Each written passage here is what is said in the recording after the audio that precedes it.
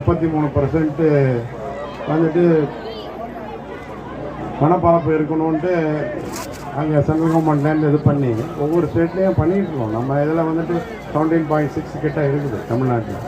மேலும் கூடுதல் வனப்பரப்பு பண்ணணுன்ட்டு எல்லாருமே முயற்சி பண்ணிக்கிட்டு இருக்கோம் துறையிலேருந்து. அதில் பார்த்தீங்கன்னா இவர் சார் சேகர் ஐயாவும் ஒரு இதாக இப்போ பார்த்தீங்கன்னா அந்த ஏரிக்கரை ரோட்டில் அவ்வளவு மரம் இருக்குன்னா ஒரு 200 மரம் கிட்ட இருக்கும். எல்லாத்துக்குமே காரணம் அவர் தான்.